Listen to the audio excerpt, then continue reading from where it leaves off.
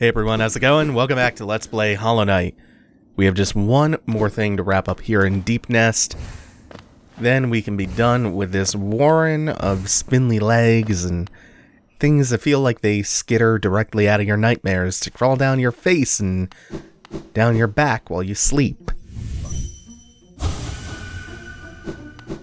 This is very curious, how we can't dream nail any of the people in this large house in the distant village. It's warm and safe. Sit and rest. Please sit and rest. We're friends. Welcome. Sit and rest. Well, since they're friends... Oh, they may not have been friends.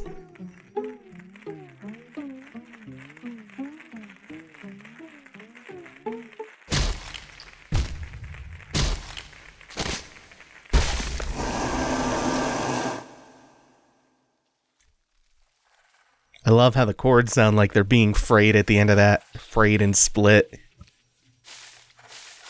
Oh, they were just giving us a lift down here.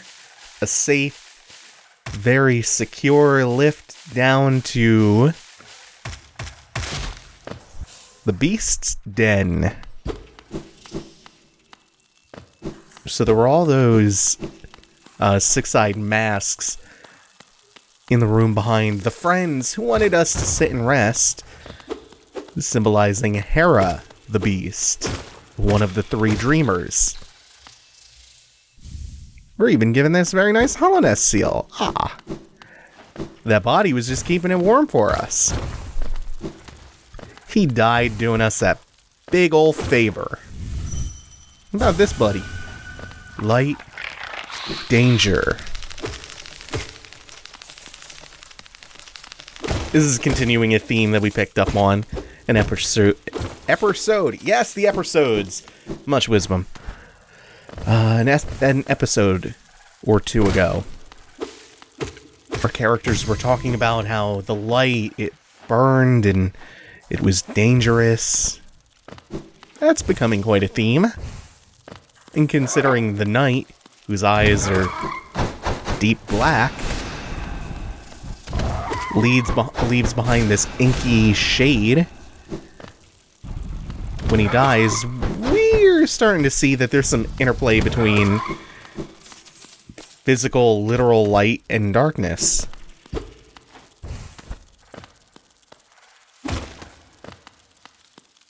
And even down here in the Beast's Den, we can see the infection has still spread. Everything is orange-eyed.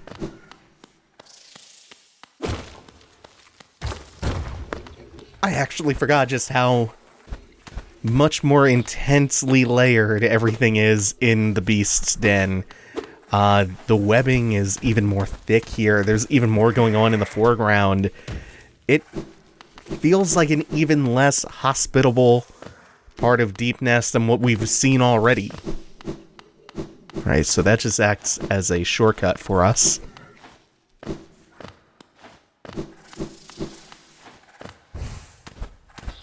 And we can surmise from all of the masks and the fact that this is called the Beast's Den that this is the den of Hera. So it seems like we may be on our way to meeting our very first dreamer. Actually, no, that would not be the case. We've technically already met them. They've shown up twice. All three of them, but this may maybe be our first chance to meet one of them one-on-one.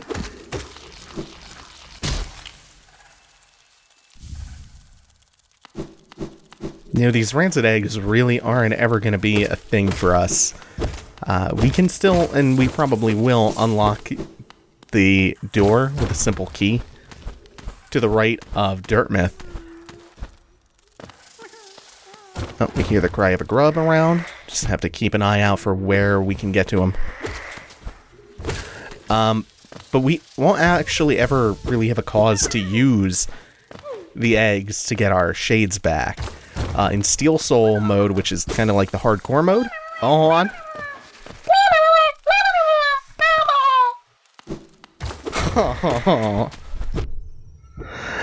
In Steel Soul mode,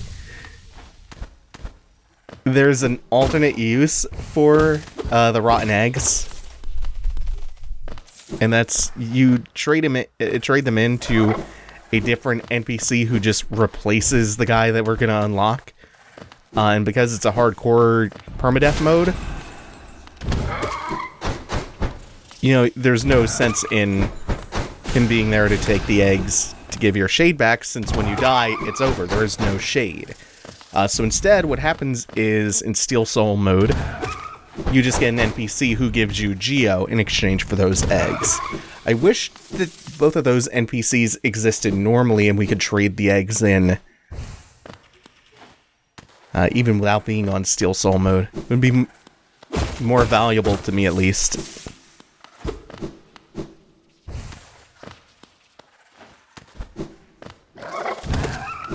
Oh,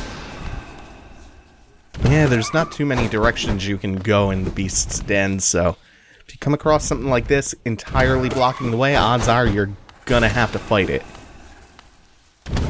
There is a tool that we will get eventually that will make these actually, there are two of them that'll make those easier to deal with. God. It's some sort of strung up giant bug. I have nothing for it, though. I don't know why it's here. It looks like they built an altar underneath it, though. Yeah, there are a couple of tools that will make those giant enemies a little bit easier to deal with. But for now, we just kind of have to accept it, fighting them one-on-one in this tedious fashion by waiting for them to open up, getting one hit in to be safe, and then dashing away. You can maybe get a second hit in, but it's almost always going to result in getting 2 damage back. Just taking a 2 damage receipt. Oh no! It kind of reached across the gap. The other thing that helps is that your fireball will penetrate their hard shell and hit them from the other side. A sleeping figure lays atop the stone plinth. That's a word that I need to use more often. The stone plinth. Alright, let's dream nail her.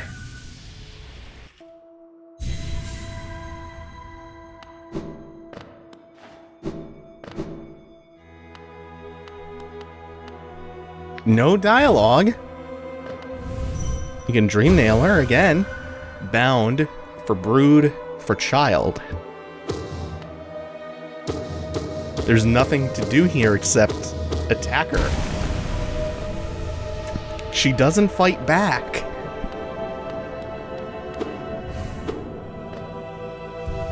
And we hold B to focus to absorb all of this soul / essence, whatever that is.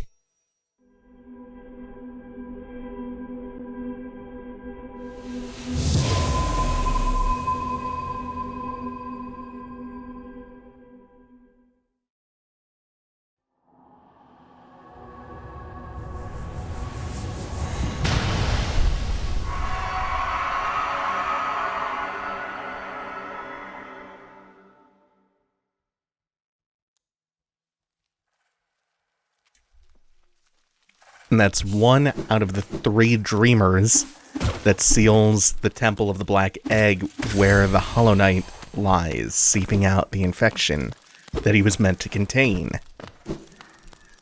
So we are 1/3 of the way to accessing that temple.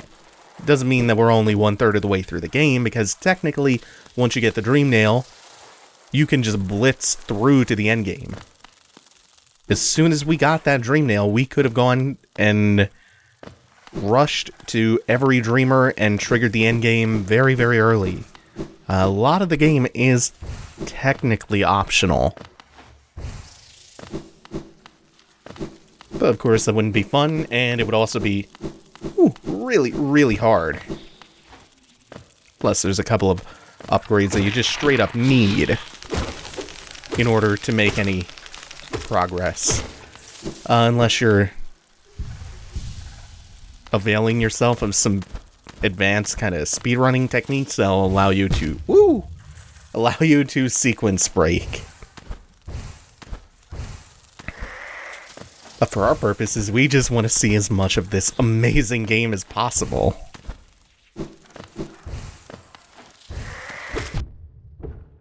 Oh, I hate those spiders so much. Those are my least favorite spiders in this level.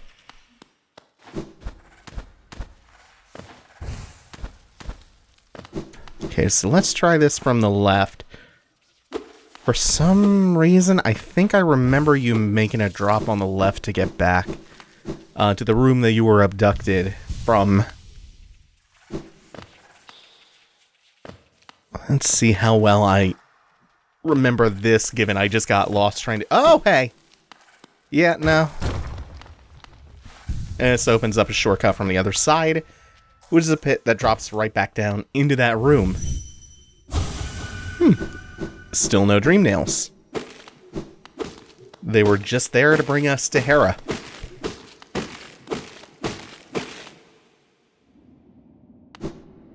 Well, we're about done with Deepnest. We can still look around the distant village a little bit. There are a couple of these rooms entombed in cobwebs that we can go in. Lovely detailed shading on these. Not friends. Can't do much else here for now. Except drop all the way down.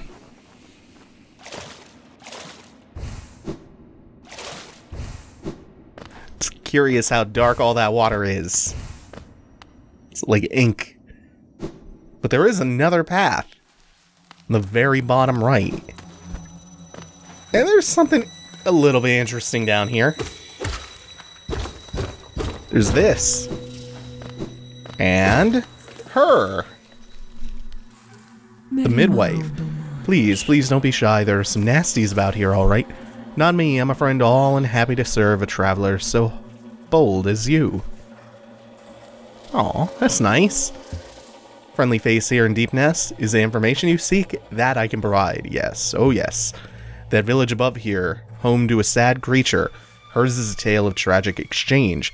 Cost her and her people greatly, though I suspect she bore no regret in making it. Yes, I know. You're intrigued. You want to know the tale. Well, I'm sorry, I'd love to tell it, but I'm very, very sorry. And I haven't had lunch in some time, and I'm starving.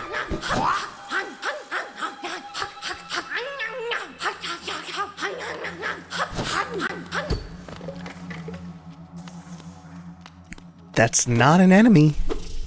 I mean, she'll hurt you. She'll eat you. She'll kill you. But you can't fight her. And that's about the extent of what she has to say to you. Although there is a little bit more that we can, a little bit more information we can extract from her later on. After we do one more thing. Oh, hell. We have to, ooh. I got myself into a tight spot. Because of that shortcut. Not quite being opened yet. She scared the hell out of me the first time that happened.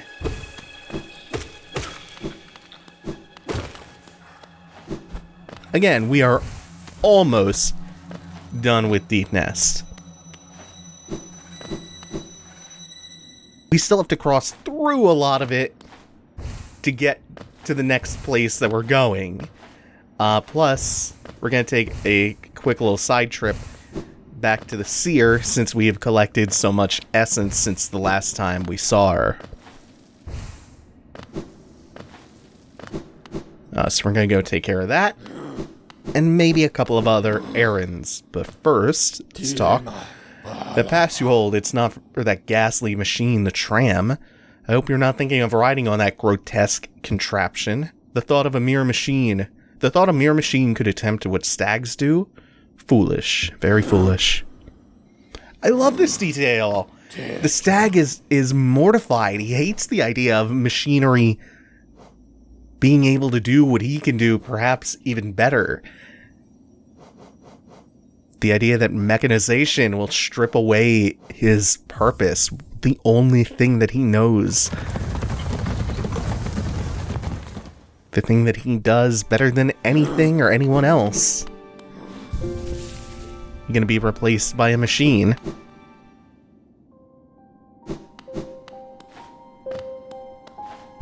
Alright, and just up to the Seer with our 1,000 or so essence.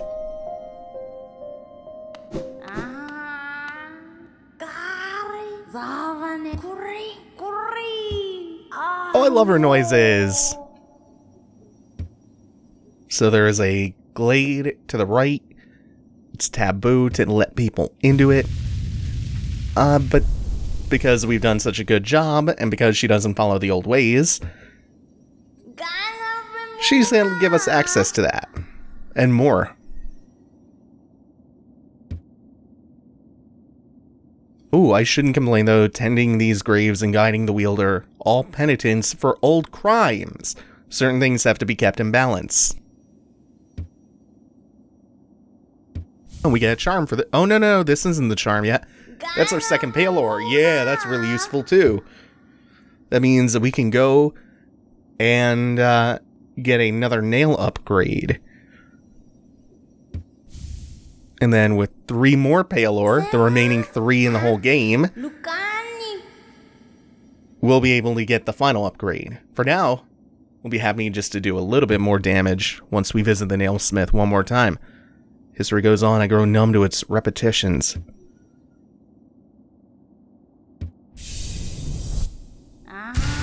Does present kind of a cynical view, though.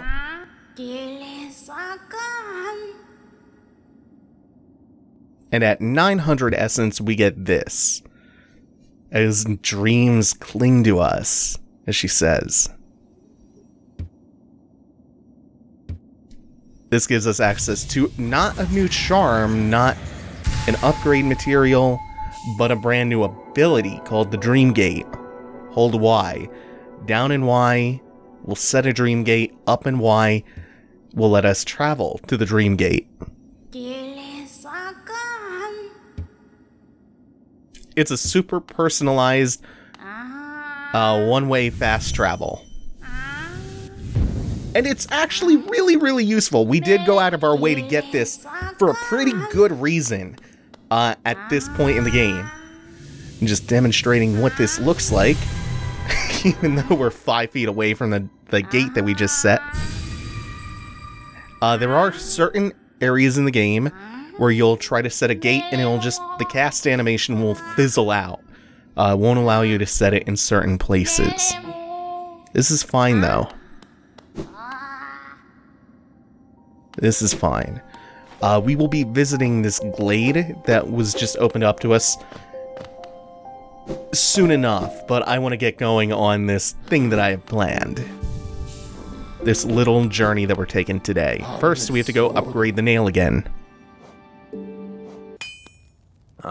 Ranjo Stenja.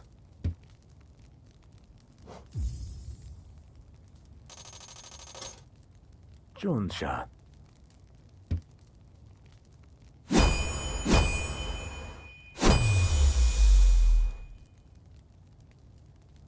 Garadel Akari.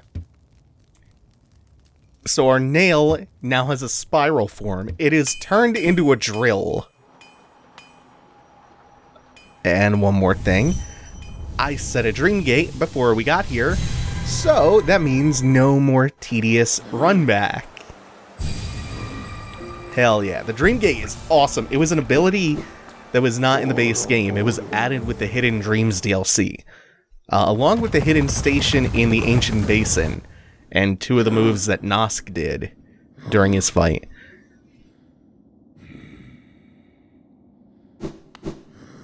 And we're back for one more round in Deepnest. That bench on the far right, the one with those long series of tunnels near the hot spring that we visited, that we fell into, that's our destination. Because we got the tram pass from the failed tramway.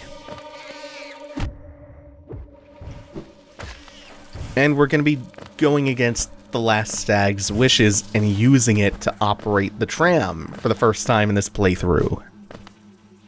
Because the tram is going to take us to a handful of new areas.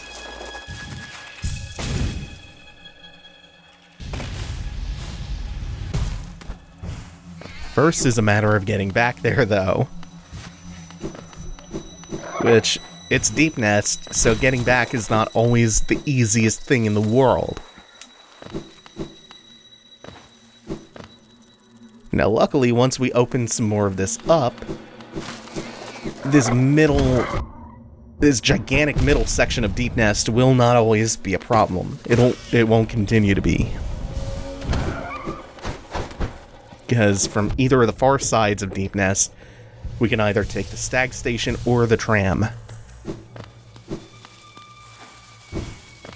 Actually wondering whether or not it would have been faster to just take the stag over to the hidden station in the ancient basin and climb up to the tram there. Because the tram lines are all physically connected on the map. It's not like the stag stations where they can crisscross and take you in big, weird diagonal loops. All the stag stations are connected to one another. That's not true of all the tramways. Like, you might remember we found a tram station very early in the game that was connected to I think the Forgotten Crossroads. The trams here that we're going to be dealing with today are not connected to that tram system.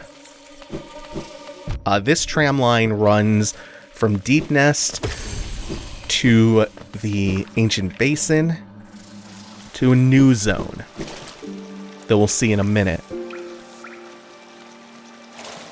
And it runs back and forth from any three of those. You can go backwards or forwards.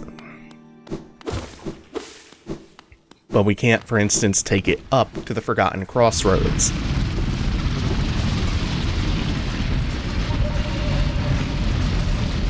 We can, however, take it to areas that we wouldn't otherwise have access to. Which is what we're doing today. The area that we're going to is in the zone past the Ancient Basin, but it's in a part of the zone that's not accessible except by tram. So we're going to call in for the first time and use our tram pass. And all aboard. There's even a save bench on the tram. It's pretty handy. Hit the glowing button, and that'll take us forward. Now, when we stop, we can either hit the button in the back or the button in the front, and now the back one will take us back to Deepnest. We are currently in the Ancient Basin, and if we hit this button one more time, we will go to a zone called Kingdom's Edge.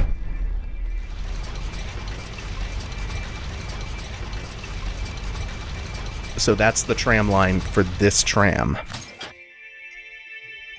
We don't even have the map for this area yet. That's how brand new the zone is to us. And we won't be getting it, because this is pretty well cut off for the time being from the rest of the Kingdom's Edge. There's another route into the zone. This one will get us into...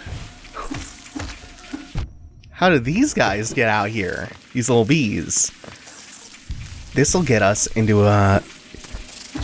It's titled like it's its own zone, but it's treated more like a subzone. You see where this is going? It's the Hive.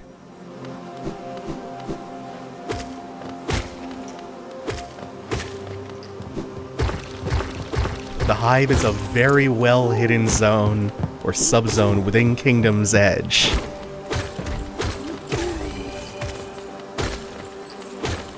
Note how the little bumblebees, these adorable little bumblebees, do not have orange glowing eyes.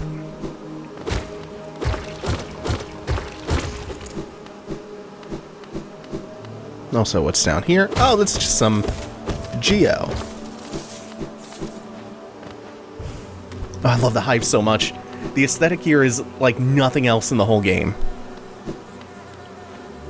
So again, a bunch of cutie patootie little bees. Not really hostile. They'll float towards you, but it's no big deal.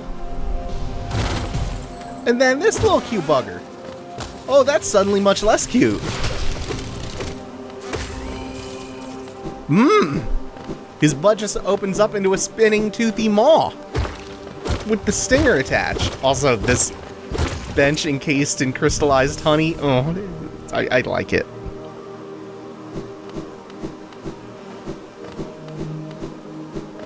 But again, on that horror bee, on the nightmare bee, no orange eyes. Also, yeah, we'll see him again. There's something I forgot to do. We still have the compass equipped.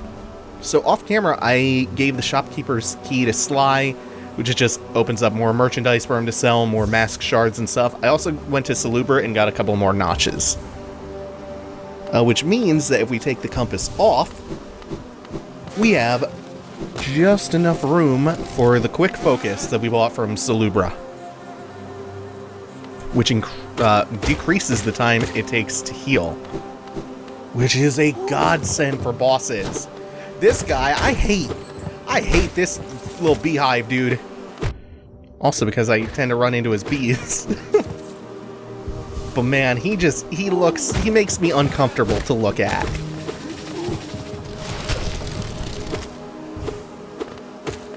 So we've seen about 3/4 of the new enemies so far. There's still one more. The reason we took the compass off, by the way, is because it is utterly useless to us. Not only because this is a fairly simple zone, but even if we needed the compass to navigate, even if it would help us at all, rather, we don't have the map. And there is no map for the Hive itself. That's why I said it gets its own title card, but they treat it more like a subzone. You actually need the Kingdom's Edge map in order to have a map of this zone. And we don't have that, and we won't, so it's not like the compass would serve us any good anyway.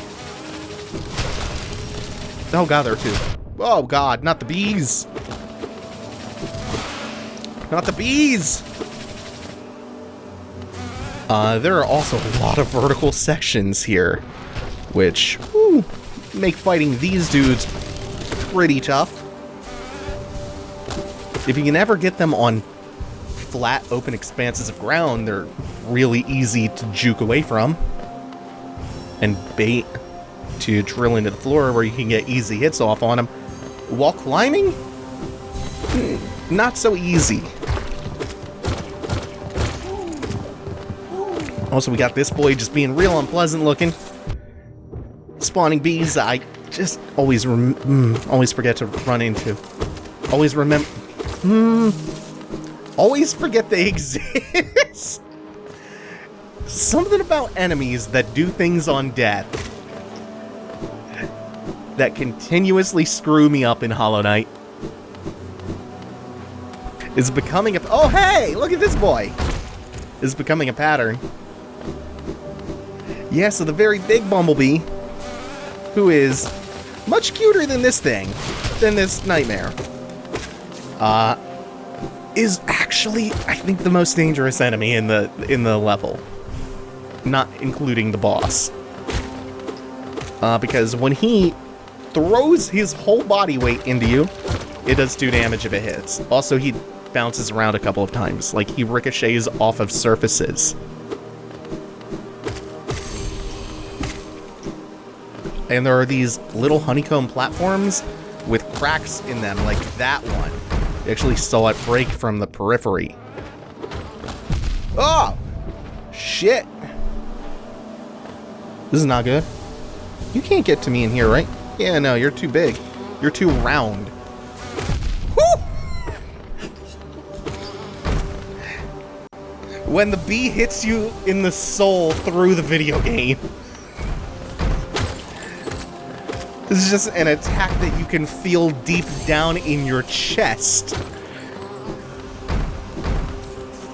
You never expect the second or the third bounce. Oh.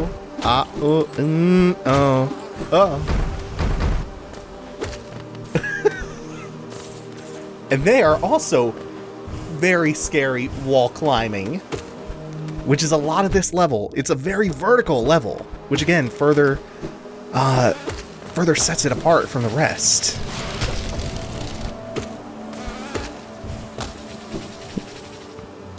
I hate all this.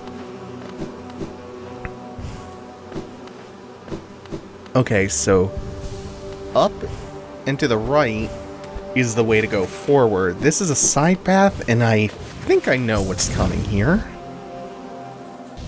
This just provides another shortcut out into Kingdom's Edge proper. Kingdom's Edge, where the proper primal aspids are. I mistook the ones that are still in the Infected Crossroads for the primal variants a couple of episodes back, and everyone corrected me. I still don't think primal aspids are bad, and we're gonna see whether or not my hubris, all of my bravado is false about them. I don't think they're that bad, regardless of misidentifying them in the Infected Crossroads. They're fine. Shit, the enemies in this zone? Like,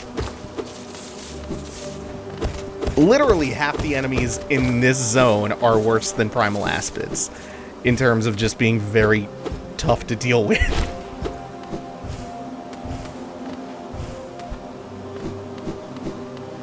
Oh, we're just gonna dash straight to the right. We'll be on our merry way away from that room. And there aren't that many rooms in the entirety of the Hive. It's not a very big zone. There are some key things in here, like this mask shard behind the cracked honeycomb wall. So you get the idea. They teach you in the prior rooms about the destructible platforms, so that when you get there, you'll understand intuitively how you're going to have to open that up by getting a bee to fly into it. One of those absolute unit bees. And how very nice. That is our fourth mask shard, so we get a health upgrade out of that. And we also open this nice little shortcut up. It's something. It's not much, but it's something. The bench is still way back on the far left side of the level. Aw, he really just got in the way. This might not be... Oh yeah, this is a bad plan. This is a bad plan. This is a bad plan to try to open this up without clearing the enemies. Whoa! They're fast boys. They're just like speedy little nightmare children. Flanked by absolute unit bees. Oh lordy. We only have 2 hits worth of health for the big bees. A little bit more now. Oh lordy, lordy. Maybe we can make this happen with the big bees being so far away. Yeah. So this part right here is where we're gonna set our dream gate up. Oh, no, we can't. Because I guess this is the hallway to a boss. It won't let us. Unless maybe we have to go a little bit closer to the entrance to this room. Okay, what about the room, like, directly outside? Oh, thank God. The Dream Nail, I think, is essential for this fight, especially when you're learning it.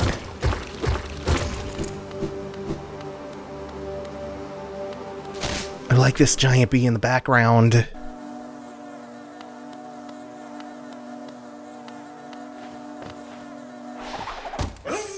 This dude's the coolest. Oh, he's also pretty tough. Mainly because of all the teleporting. If he didn't teleport, I think this would be a substantially easier fight, but it's so easy to misread where he's gonna go and run into him.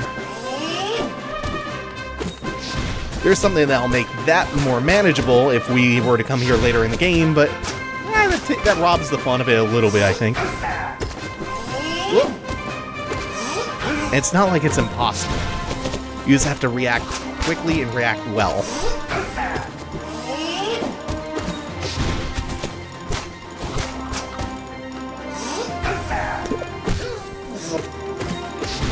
Okay. This is actually not going half bad. This will get more intense, though. He still hasn't used one of his attacks, which will complicate matters quite a bit. Hey, there it is! This is his bee cannon. Oh, it's an enemy that shoots bees at you. Bees and needles. Oh, God.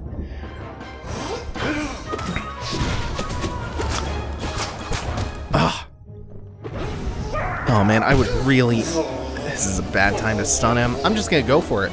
Hey, it worked. Quick focus is so good. I'm glad we can finally use it. Oh,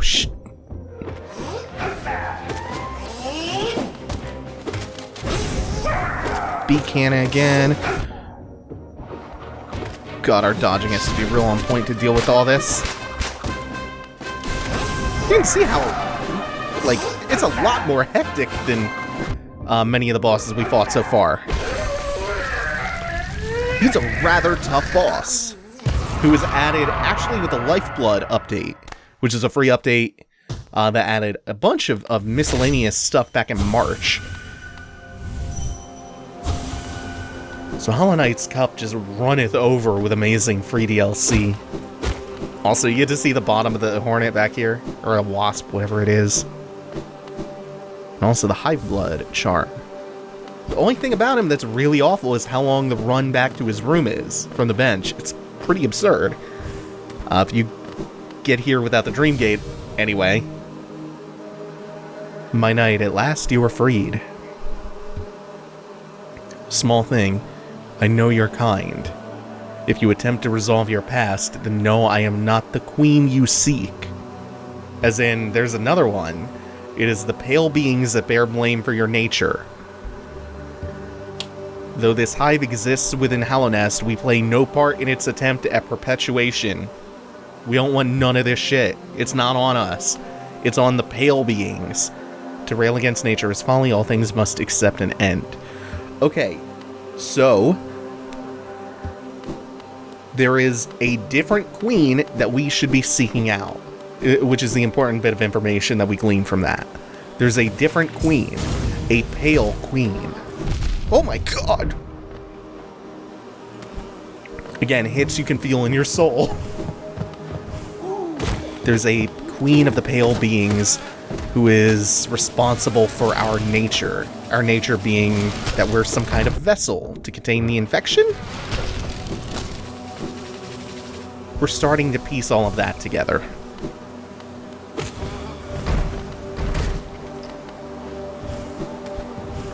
And this society of bees, they're totally isolated and hidden. They sequestered themselves away. They wanted nothing to do with Hallownest and their goings-on. The pale beings, the pale king, this queen, the Hollow Knight, they wanted nothing to do with any of this. They didn't want anything to do with Hallownest's perpetuation. Also, I really like the way this is hidden over here, where you have to climb to one of the corners, do a shine spark, and then double jump midair to get to this. And it is a lovely grub friend. Thank you all for watching. Take it easy. Have a good one.